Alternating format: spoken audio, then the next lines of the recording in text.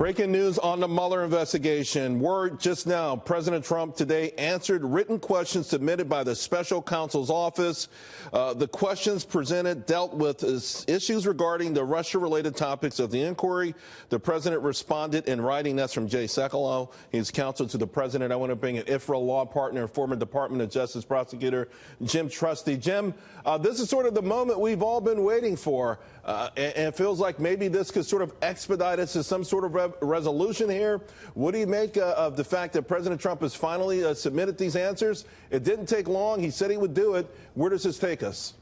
Well, look, I think there's bigger moments to come, but this is a pivotal one. And it's really, I think, a victory for the White House in that, you know, he's been called a subject, not a target. That's a very important distinction that his lawyers have talked to him about, you know, ad nauseum.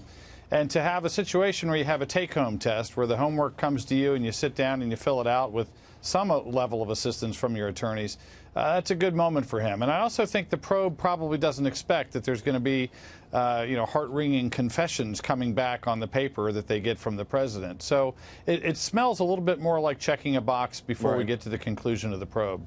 James, I want to read the other part of the release. This is from Rudy Giuliani, also counsel to President Trump. Quote, "It's been our position from the outset that much of what has been asked raised serious constitutional issues and was beyond the scope of legitimate inquiry. This remains our position today. The president has nonetheless provided unprecedented cooperation. The special counsel has been provided with more than 30 witnesses, 1.4 million pages of material, and now the president's written response to questions. It is time to bring this inquiry to a conclusion." Rudy Giuliani, counsel to the president. Your thoughts? Well, that's the right approach for the president's attorney to take, which is to say, you know, essentially enough's enough, let's end this thing. I think it's probably heading that way, partly because of these questions, partly because of some other things that have been happening, like announcing that they're ready for Flynn's sentencing in the fairly near future. There's still some litigation going on behind closed doors, it sounds like, but I think we're talking end of the year as opposed to end of next year. And again, the president has every right to basically announce that he's done with his homework assignment and he's tired of seeing this thing go on, but it's probably got a little bit of a shelf life left before it finishes up. James, the way this was established, there won't be any more back and forth, right? Mueller gets these questions, these answers, rather. He has to live with them. He doesn't ask another round. He can't send another tranche of questions, can he? Well, he can always try, but I have to think that it's either already been negotiated away by the president's team or that even in the most aggressive of moments that the Mueller team would realize that's just going to be a dead end. And that's really part of the win for the president here on this issue, because he can answer questions with kind of platitudes or very broad comments and know that there's not going to be any form of cross-examination or even a detailed follow-up. That's a pretty easy homework assignment in most instances.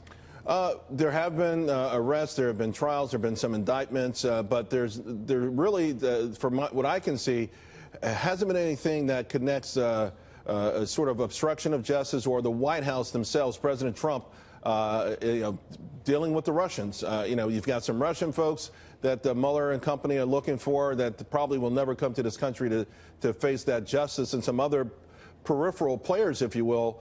So what does this tell you if we are near this and it can happen before the end of the year? Well, I'd like to see whatever the report says. I'm assuming there's going to be a written report that sees daylight. I think there's a very strong likelihood the report chronicles just how bad the Russian attempts are at interfering with our elections. But, of course, that doesn't mean people were knowingly colluding with them. And the very first indictment the team came up with said that there was unwitting connections to the campaign. It may stay that way, and if so, that's not a bad day for the president. James, thank you very much. We've got more on this. We'll be right back. Sure. Thanks.